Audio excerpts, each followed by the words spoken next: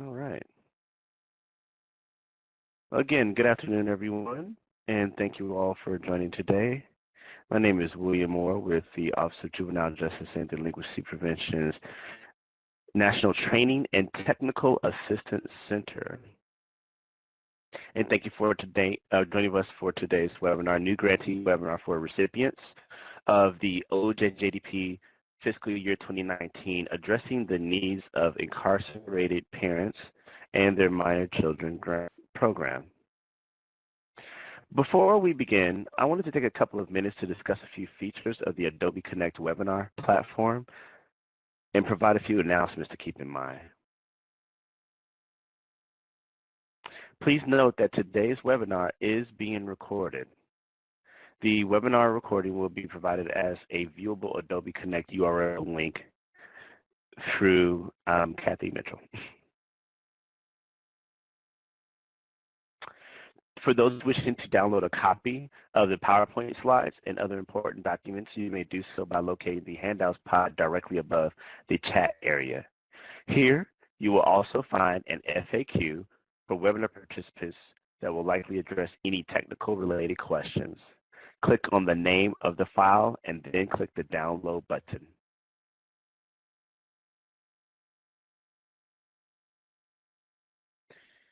At the end of today's presentation, there will be a Q&A session where Kathy will address some of the questions posed during the presentation.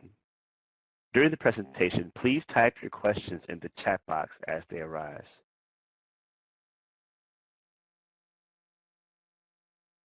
Now, please note that this next part is only for people who have joined us and are viewing in a group, meaning that you are viewing with more than just yourself.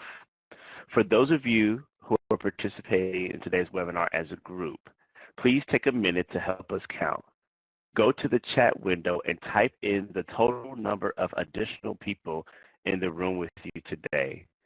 So for example, if you have one additional person in the room with you today, you would just type in the number 1. If you have 2, you will type in the number 2, so on and so forth. If you're viewing alone, there's no need to type anything at this time. Only for those who are viewing in a group, please type in the total number of additional people in the room with you today.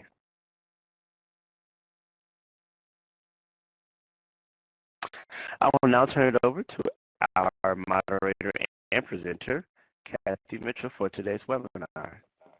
Take it away, Kathy.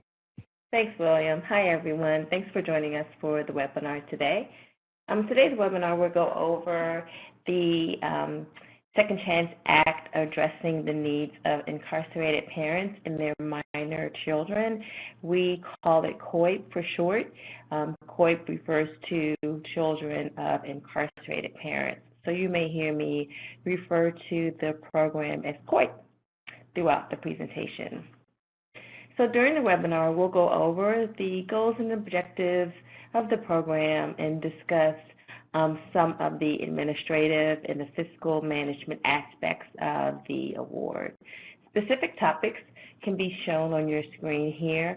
We'll talk a little bit about the mission of OJJDP, which is the division within the Office of Justice Programs that has distributed this funding, an overview of COIP, federal award management tips and helpful guidelines, reporting requirements, references, how you and I can work successfully together.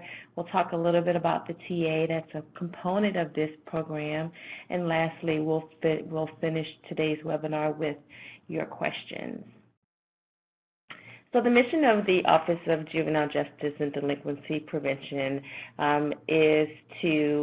it was established under the Juvenile Justice and Delinquency Prevention Act, and it provides national leadership, coordination, and resources to help respond to children of delinquency and victimization, and ultimately to help the children of this country live more productive and successful lives while empowering communities and holding those accountable for their actions. So the intervention division, which is the division that I work with within OJJDP, is a division that supports COIP. It comes directly from the intervention division, and our division administers non-traditional programs that are geared toward keeping youth from moving deeper and deeper into the system. We also oversee OJJDP's work in areas of diversion, drug courts, opioid abuse, community supervision, corrections, reentry. We have some tribal initiatives, so we do a few different things within our division. So in order to, if you want to follow along closely, here's a link to the solicitation, and so you'll be able to pull up different sections that we might go over, or if you have a question about a particular section, this is a helpful link. And so the purpose of COIP is to promote and expand services to detention and correctional facilities to incarcerated individuals and their minor children. There's a strong focus on assisting the kids who are impacted by this work, and so we encourage projects that have activities and guidelines and goals and objectives that are centered around the child and their caregivers. Programs should aim to prevent violent crime, reduce recidivism, protect the safety of law enforcement within states and locally managed facilities or private facilities under contract with a state or locality. So here are a few goals and objectives of the program. Developing programs and services that support the needs of children of incarcerated parents, providing services that foster positive youth development for children, and seek to reduce the incarcerated parents' behavioral infractions during incarceration. So in the solicitation, many of you may have noticed that there was a priority consideration, and that had to do with applicants who proposed projects that have policies, practices, and or procedures in place that ensure the best interest of the child in facilitating the relationship between the incarcerated parent and child. And I think most of you, probably all of you who've been awarded, responded to that priority consideration in one form or another in your narrative proposals. So examples of activities may include providing facilities with staffing, equipment, tools, and resources to create child-friendly spaces, expand services to children by facilitating access to effective services that address issues affecting parents and their children, and implementing policies and practices within facilities that foster family engagement. So now we'll move into the federal management of your award.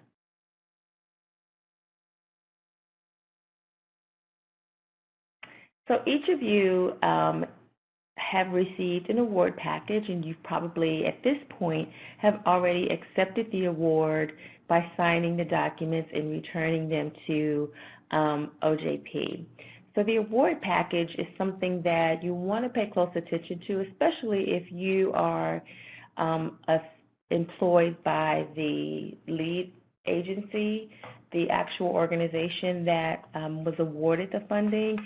You want to ensure that you kind of look over the award documents. It includes special conditions. It has a lot of other pertinent details in there that are going to assist you in managing the award.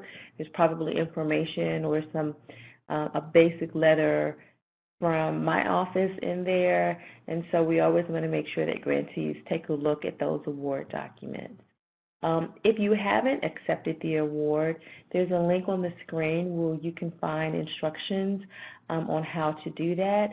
And you can also view OJP's Funding Resource Center with additional information for new grantees that are just getting started. GMS. So I'm sure that for most of you, this is not the first time you're hearing about GMS, but there might be a few folks on the call who are not familiar with the system. But GMS is one of the systems that you will utilize to make changes to your award, to make requests for items that require prior approval, to make budget changes, on and on and on. It is the central system that you'll basically use to manage your federal award. And on the screen you can on the screen you can read some very specific key components of using the GMS system. So if you are unfamiliar with GMS, or if it's been a while since you've had to use it, they do have a help desk. You can call them or you can send them an email. If you do opt to send them an email either now or anytime throughout the course of your project period, it's always a good idea to just copy me, just so I can stay in the loop. Sometimes there are different actions that require a keystroke on my end or anything like that. So if you copy me, then I can kind of sort of chime in where necessary. And also at the last point on the screen, you'll see the financial guide. So the OJP financial guide is basically your federal glossary of all things financial in terms of your award. And there is a section within the financial guide that talks about GMS and the types of GANs or grant adjustment notices that you can submit through the system. It's a really informative section. So if you're not familiar with GMS or if you just need a refresher, I would encourage you to go to the DOJ financial guide and read up on the types of GANs. It can really come in handy as you're making different approvals or submitting certain requests for approvals. There are certain GANs that go with certain types of approvals. And if you make a request and you submit it using the wrong GAN type, then it will be returned to you and it'll kind of extend the process through which it normally would take to get a quick approval. So you want to always make sure you're submitting it under the correct GAN type. So special conditions, I kind of mentioned this briefly a moment ago when we were speaking about the award package. So your special conditions are in your award package. They're also in GMS. You can view them in GMS. You can reach out to the help desk, though. They are the best people who can guide you into that type of environment, so you can find them there. But the special conditions are related to civil rights, audits, and various uses for federal funds, and they also involve different training requirements, different reporting requirements. No grantee has the same identical special conditions. A lot of them are organization specific. A lot of them depend upon the amount of money you were awarded. Each of you received different award amounts. The award amounts vary very minor, but each of you does have a different award amount. And some of them are about the type of program you're implementing, if it involves research.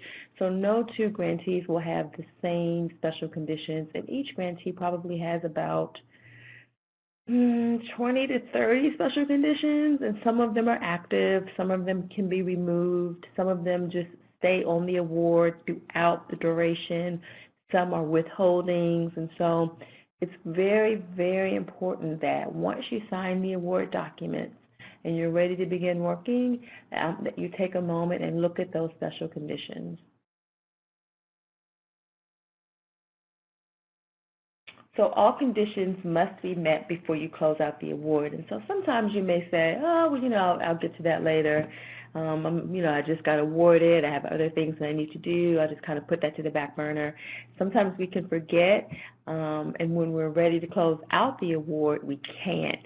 And then you have to go back and not only figure out what the special condition is that's holding you up, but a lot of times there's protocol and process attached to satisfying them. Sometimes you have to fulfill certain paperwork, submit a document, get someone's signature. It's just a process, and it takes time. And then you have to submit it. And if it comes to us, it goes through different layers of approval. So it can be a process depending on what the special condition is requiring. And so it's always best, especially if you have active withholdings, to be aware of what they are and set up a plan to address them early on so that when you want to close out the award in your final year, you can do so smoothly and quickly.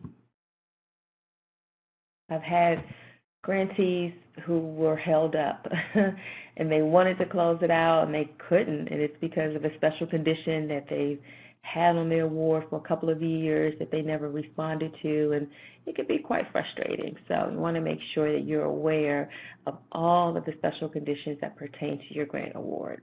And so here we have points of contact, staffing, and external contacts. So in GMS, there are 3 distinct positions. These roles are crucial and critical to not only the management of your award, but also communicating with myself in the program office and in other divisions within OJP. There's a point of contact, there's an authorized representative, and there's a financial point of contact. And on the screen, you can see different definitions for each person. So I communicate most often when I send an email out, it's going to be to the point of contact or the financial point of contact. I manage a lot of grants, so I'm probably not going to go back through my email. I'm probably just going to go to GMS. It's a quick, easy, streamlined way to do it. And so most often, I will just go directly into GMS and I will send it to the point of contact and the financial point of contact. So it's really important that you update these positions, that you are aware of the persons who are listed in these roles. The point of contact should be someone who is basically the central point of contact. It's the person who is most often communicative with myself in the program office, and it's the person who's almost like the central nucleus. So this person should be able to disseminate very important, crucial, and sometimes time-sensitive information to whomever is working within this grant. Those are your external stakeholders, your partners, your evaluators, your researchers, those staff members within the organization. This person should be able to get information quickly and concisely to those individuals. It is by preference that whomever is communicating with the program office should be those listed in GMS. So for example, say your award has 3 persons in GMS. You have Bob, Jim, and Nancy. So when it comes to the management of your award, I'm going to always anticipate communication from Bob, Jim, or Nancy. If Nancy is out, and you guys may have 15 different people working on this award in various capacities. I mean, you have the correctional agency, you have your interagency folks, you have your partners, you have the community individuals. So Nancy may send my email address and my contact information to Barbara. Well, I don't know Barbara. Barbara's not listed in GMS. Barbara doesn't work for the lead agency that was awarded this money. Now, Barbara may be a major stakeholder. She may be in the field. She may work for the actual correctional facility. But it's hard for me to place who Barbara is. And getting a random email from persons not in GMS sometimes can also be a confidentiality issue. We're not really likely to discuss pertinent aspects of the grant with those persons not in GMS because it protects the grantee and this is kind of sensitive information. So I say all of that to say, make sure that you keep those persons in GMS updated, that they're current, that they're able to communicate quickly with the program office, and that instead of having various folks contact us, all communication should go through the persons listed in GMS. You can also have alternate points of contact. I've seen up to 3 or 4 points of contact. I've certainly seen 5 or 6 financial points of contact. So it doesn't have to be one central person in these roles. So federal reporting requirements. So a progress report is submitted every quarter. You can go on GMS and find out what those due dates are for your reports and the project periods that they cover. They will talk about what happened during the reporting period. What were your challenges? What was your successes? What activity occurred?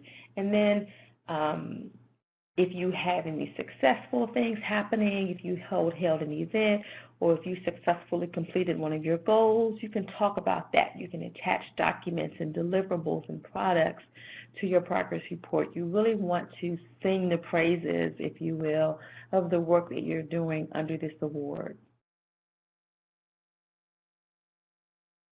Analyze in detail the goals that were met, note any goals that were not accomplished, and discuss any challenges. So the progress reporting in GMS is a two-part process. It's the narrative report and it's also your data report. So GMS as a platform in and of itself does not capture data. PMT, which is a separate system, captures data. And so you would go into PMT to record your data, and then you'll pull it from PMT and attach it to your narrative report and upload both of those documents in GMS. And we'll go over this during the next few slides. So you must collect and submit regular performance data that demonstrates the results of the work carried out under your award for that particular period.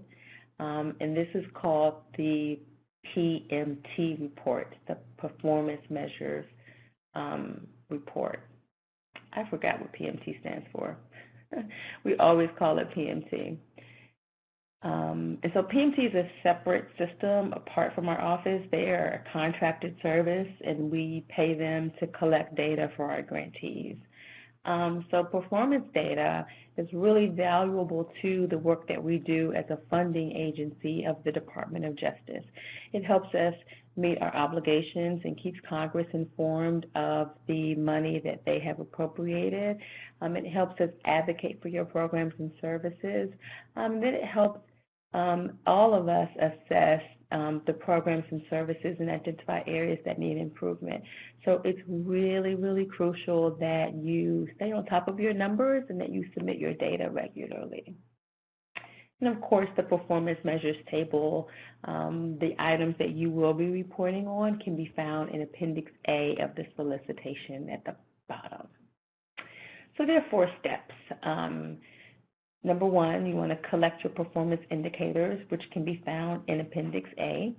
You want to submit that data into the Performance Measurement Reporting Tool. Well, that's what it stands for, Performance Measurement Tool. And then from PMT, it will generate what we call the data report, the performance data report. You want to take that document. It'll be probably an Adobe attachment, and you'll want to compare that with the narrative report, which is probably going to be a Word document. And both attachments, the Adobe document that captures your data, the Word document that captures your narrative report, both of those documents should be uploaded into GMS to meet the federal reporting requirement. So if the reporting requirement is not submitted, your funds could be frozen. It's just not something you want to do. If at all possible, you don't ever want to miss a federal deadline. There is a template so when you log into PMT, there's going to be a template. You just plug in the numbers. The form is already there. In terms of your narrative reporting, there is a template as well to complete the narrative section of it, and I'll send out a template so that you'll have that. Additional information on the performance measurement is provided by ojp.gov/performance. And as I mentioned a moment ago, failure to submit your reports will place, it's done automatically. It's an automated process. They immediately freeze your funds. The good thing is, once you submit the report, it automatically releases the funds. And so PMT, the help desk, has a number and an email address. Sometimes people may forget their password or they just need assistance navigating through that type of environment. And so this is a friendly reference tool. As I said before, this is a completely independent system, and so unfortunately I wouldn't be of much help. The only thing that I do, of course, we review and input the measures in the solicitation in Appendix A, and after we do that, all we do is review the data that's submitted. So what happens in between that in terms of submitting it and creating the report and logging into the system, all of that is handled externally by the PMT folks. So it's a good idea to have their help desk number handy. So progress reports are submitted twice a year. Financial reports are submitted quarterly. Financial reports, which we refer to as FFRs, the Federal Financial Report, just like your progress reports, they are submitted through GMS, and they typically go straight to our Office of the Comptroller, but we here in the program office can review them, we can look at them as well. So here are some tips on your financial reporting for your grant award. You want to know your budget and your drawdown history. And so whomever the person is that's doing the drawdowns, it's a good idea to have regular meetings or check-in calls with them so that you know when my drawdowns are happening and how much money is being drawn down. Your drawdown should be commensurate with your program activity. So for example, if there's a drawdown on your grant for $10,000, but your progress report has reported no activity, that's going to raise some red flags. So you always want to make sure if you're going to be drawing down a lot of money that you can substantiate that with a lot of programmatic development. Number two, request a reconciliation or on a monthly or quarterly basis from your business or finance office. As I said before, arrange regular check-ins so that you're aware of your drawdown history. How much is left over, how much you still have to spend, where you are in your timeline, everything should match up. The financial drawdown and the programmatic activity. Number three, review the Office of Justice Programs Financial Guide and bookmark it in your internet browser. And number four, check any proposed budget changes with myself, as most modifications must be approved through the grant adjustment process. So I'll stop right here and make a point about GMS. Please don't submit anything in GMS without having a conversation with me first.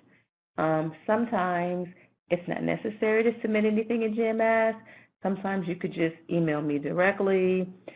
Anything you email me is an official record. I can update your federal award on my end. So sometimes there are ways to circumvent GMS. Sometimes you can't. It has to go through the system, but sometimes we can avoid it. And so it also improves our working relationship if I'm aware of any changes or any requests that your award needs at the moment. And the best way to do that is not through GMS. It's through picking up the phone, giving me a call, or sending me an email. Email is actually the preferred way. I would put email number one and phone number two. But just reach out to me and let me know, hey, we think we have this change coming up and we might want to submit this in GMS. Just want to give you a heads up or ask you a question, or does this need to go in GMS? But it always starts with a conversation first, and then we'll decide whether we should go and submit something in GMS. GPRS. So GPRS is the Grant Payment Request System. So you'll use this system, your financial folks, to request drawdowns of any award funds, and you can perform other financial management tasks in GPRS. This is something that is heavily regulated and maintained by the Office of the Chief Financial Officer. So we have their customer service number here if you have any questions or if you're having any challenges with the drawdown process. Unfortunately, in the program office, I'm probably not going to be the best person to help you with your banking information or your drawdown history or any type of technical issues that you may experience.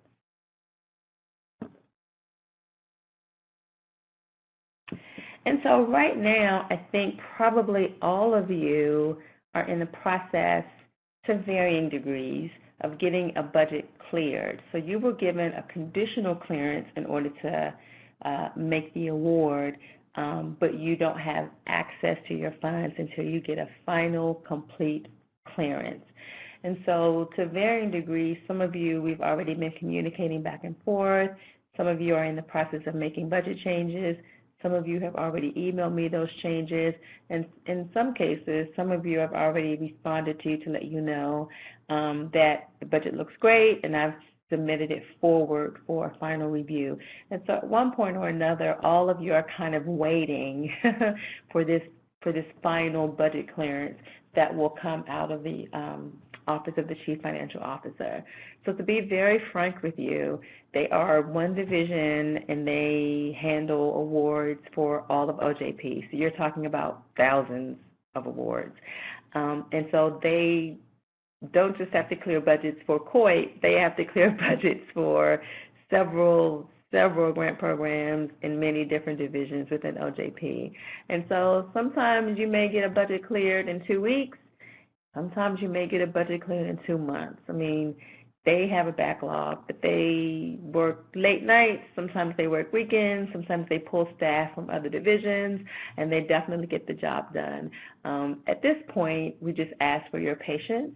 My hope is that you guys will have your budgets cleared by or before the beginning of the year, but I just want you to know, I'm just giving you forewarning that if we are in January and you don't have a budget cleared, do not freak out. It's not unusual. It can potentially be a long process. You're always welcome to check in with me. I can always ping the financial analyst and see if I can push it along or get a status update for you in the meantime. But as we do go through that process and as you are revising your budget, these are some helpful pointers that you want to make sure, and this is something you can do right now. This is actually going to speed up the process. If they get a budget that reflects the actual award amount, that speeds up the process. If you've allocated funds to support travel costs associated with any sort of OJJDP training or technical assistance event, typically it's about $1,000 to $2,000. Just set aside funds. That'll speed up the process.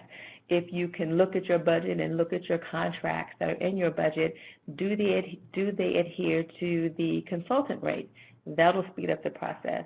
Your subawards, if they're more than $250,000, and if there is not a competitive process associated with that award, you will have to go through the sole source process.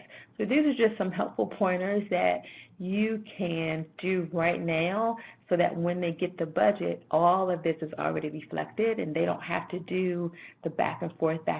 It can go straight through for review, and hopefully you can get a budget clearance and start drawing down on your funds. So these are additional helpful indicators to have reflected. Include the full name of folks. If you've already made your hiring decisions, then it's always great to have a full name. Submit if you have any contracts or agreements that have already been executed. I would imagine you probably don't, but if you do, you always want to get those submitted to us to go as an accompaniment to the budget. Ensure that your narratives are detailed. They have to really explain all cost categories. They have to substantiate the money that you're spending and why you're spending it that way. And all of that is put into a really good, robust narrative. Have a current indirect cost rate agreement. If you have indirect costs and your indirect cost rate is not current, notify us in the budget, like all of this, because they'll catch all of this and they'll come back and we'll do the back and forth dance over email. So we're already going to do a back and forth dance over email anyway, but the less we have to do that, the better. So some of these are areas that you can kind of be aware of and be kind of on the offensive. So your grant is a legally binding contract, and so here are a few obligations you have as a recipient of federal funds. You want to use the awards as outlined in the application, act with integrity when applying for and reporting actual use of money, properly track the use of funds, and maintain adequate supporting documentation. And so here are a few additional helpful resources and support for your project. We have NTTAC, who's hosting our webinar today. They have a lot of training and assistance information on their website. We have TTA 360. They also have additional guidance and training and technical assistance and webinars and such. You can sign up for the Just listserv. It's very informative, and you'll probably be the first to hear about funding announcements and other important aspects of what we're doing here at OJJDP. And then here's a link to your JJ specialist. Each of you has a JJ specialist, juvenile justice specialist in your state, and these are people who can just provide additional support for your work. And these are some customer service numbers. Each of these is just different components of your award management that we've gone over so far.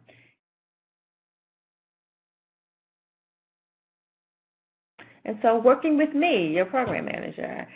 So how do OJJDP program managers monitor projects? Well, monitoring involves a multifaceted engine. Periodic reviews of all aspects of your award. We help with the financial, administrative, and programmatic aspects. So the way we do that in real time is we're going to be having a lot of email correspondence. We're going to be having some phone conversations. Sometimes I may come out and do an on-site monitoring visit where we'll meet face-to-face and you'll show me the program in action. Sometimes we'll meet with the partners and stakeholders, and of course, it's not listed here, but we always find it fruitful and valuable when we can meet with the actual demographic that's being benefited from this work. So those will be those in the correctional facilities, the parents, the caregivers, the children. As much as possible, you want to integrate us into that process. If you're having an event, if you're having a community discussion, if there's a special event happening at the correctional facility and kids will be there, that's a dynamite way to invite your program manager there, especially if the event is a part of one of your goals and objectives. So technical assistance provider. And so there is a technical assistance component to this grant. You'll be matched with a technical assistance specialist, and they will assist with various aspects, including data collection, strategic planning, program development and implementation, assessing progress toward achieving project goals, building partnerships and collaborating with key leaders and stakeholders. They're excellent at doing that. And lastly, sustainability. They had a webinar earlier. I think it was at the beginning of October. I'm not sure if any of you were on that webinar, but they did have an introductory webinar, and there'll be other opportunities to meet with them firsthand and begin routine technical assistance conference calls with them. And that is it for my portion of the webinar. I will now turn it back over to you guys for your questions. All right. Thanks, Kathy. And just a reminder to our audience to please type your questions for Kathy in the chat window. And Kathy, it does look like we have a few questions that have come in, and I'll allow for others to go ahead and type their questions. Thanks, William. I see one question here that says, does the quarterly report call for different information than the semi-annual? So I don't know specifically what reports you're referring to, but there is the federal financial report, which is just how much money you've drawn down and how much is left, how much you've already obligated and how much is left. The data report from PMT, which we went over, and then your narrative progress report. They are three distinct reports, and so the information that they capture is distinct and different. So if that doesn't answer your question, then you can just email me offline if there might be a specification in your question that I may be missing. Are we allowed to begin any planning work with our partners? Absolutely. That's an excellent question. So you can't spend or obligate any money until you have a final clearance. That's very, very important. But you can do other things. You can make phone calls. You can gather groups of people together. If you have a working group or a task force, you know you have the money. You've already been awarded. So you can start you can forecast, and you can start planning meetings and planning goals and objectives. And most of that is going to amount to phone calls, emailing folks, being ready to hit the ground running. But you should absolutely not be stagnant during this time period. So thank you so much for asking that question. Are you able to share who the other awardees are? Will we have a chance to meet it? Yes, absolutely. I love peer-to-peer learning. I love when grantees are interested in meeting one another and working together. And I am going to make a note of that. I'm just going to write that down. We can certainly have, I call them cohort calls, where we get all of the recipients together and we pick a topic, and you guys call into like a webinar and we just kind of talk about it, and there's a lot of group discussion. I don't do a lot of talking. I let you guys do a lot of talking. Sometimes if there's a particular challenge that one site is experiencing, another site may come on and tell them, oh, you know, we kind of went through that also. This is what we did to kind of overcome that. And so I think that would be an excellent opportunity. I will just quickly go through the award recipients.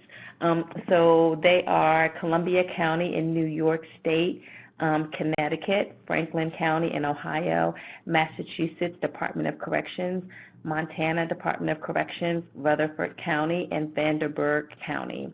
You can also find a list of all of the award recipients, their name, a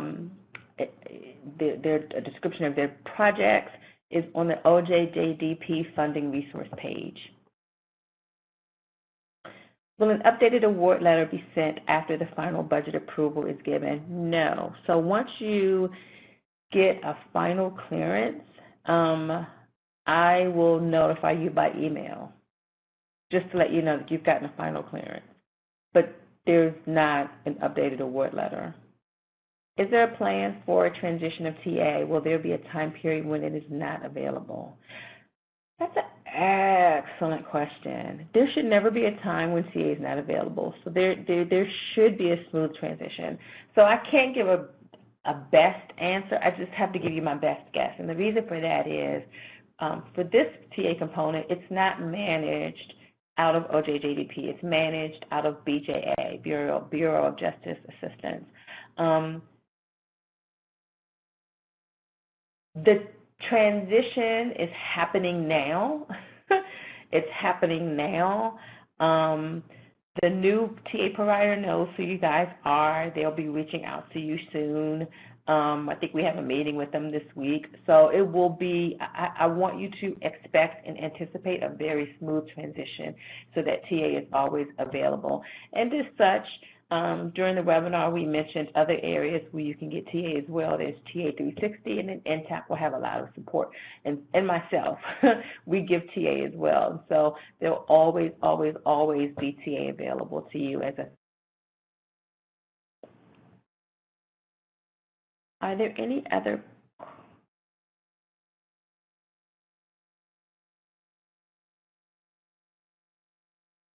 So I'll just give it a few moments to see if there are any other questions.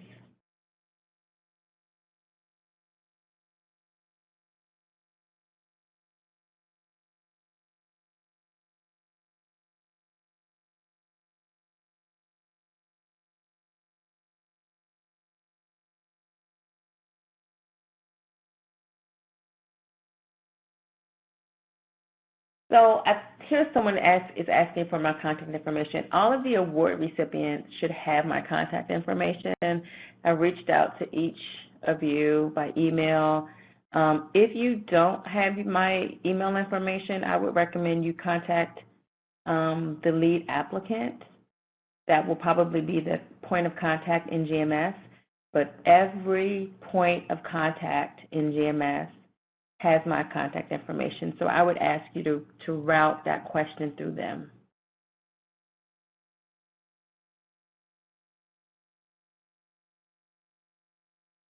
And as I mentioned before, if there's a question, put all of your questions through the point of contact in GMS and have that point of contact reach out to me. Because what ends up happening is it's all over the place, and all of your partners and stakeholders and researchers, anyone who has a question contacts me.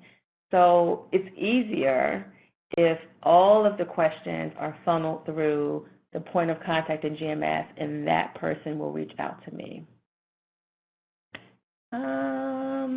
Connecticut will be looking for something to indicate that there are no special conditions holding up funds. That's a really good question. So that's not correct. This is how the process works. Thank you for asking that question, Steve. You should be looking at your special conditions. You should be pulling out your award documents. You should be going into GMS.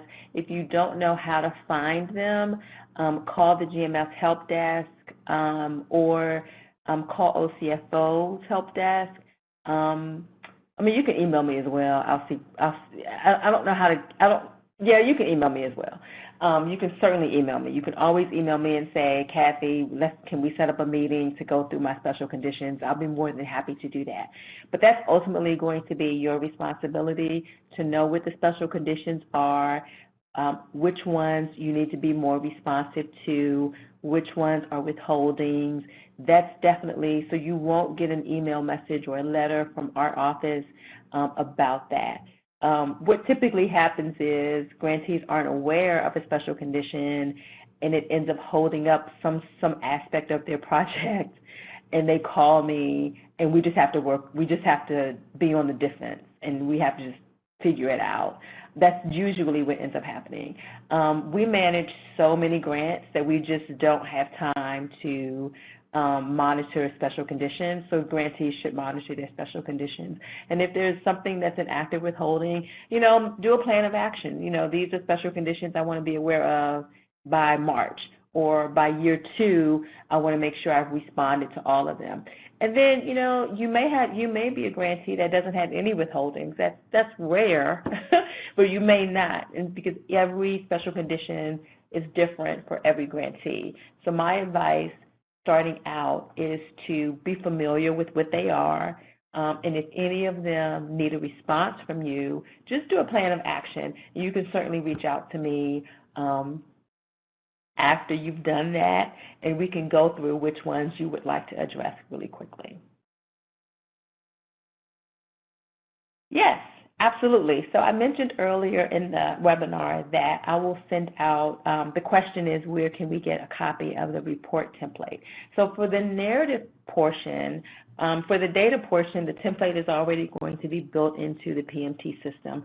For the narrative portion, there is a template because it's not standardized, so every grant manager creates or gives guidance to their grantees on what they would like to see specifically reported. And so I have a template, and I'll make sure that you guys have that. I think your first report is due in January, so I'll make sure you guys have the template and more than enough time to get that submitted.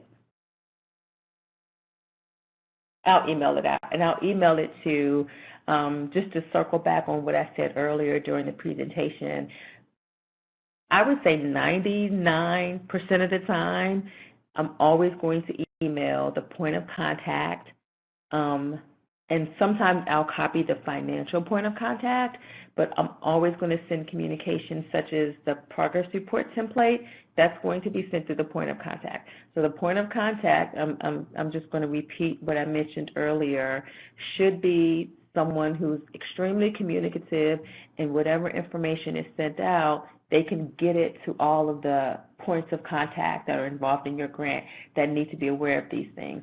The other thing I wanted to mention is sometimes GMS or OCFO or OAAM or OGC, different divisions that are kind of behind the scenes of your award, they will send out PMT on and on and on. they will send out TA, the TA provider. All of them are going to funnel everything through that point of contact. So when NTTAC has an announcement, when PMT has an announcement, when the finance folks have an announcement, when I have an announcement, and sometimes GMS sends out automated messages. If your funds are frozen, if a report is overdue, it's everything. I cannot underscore enough how crucial it is that whomever is listed as the point of contact in GMS be someone who can quickly disseminate information. They are the central point of communication. I'm not going to go through emails. I'm just going to go into GMS, and that is the person that I'm going to communicate with. So far, I think I've communicated with all of the points of contact, and you guys are great. Like, you guys are fantastic. I email you and you respond, so that's great. But you just want to make sure that that person listed in that role is someone who can stay abreast, stay aware of all of the communication, and respond appropriately. So I think we'll give it a minute or two for some more questions before we wrap up.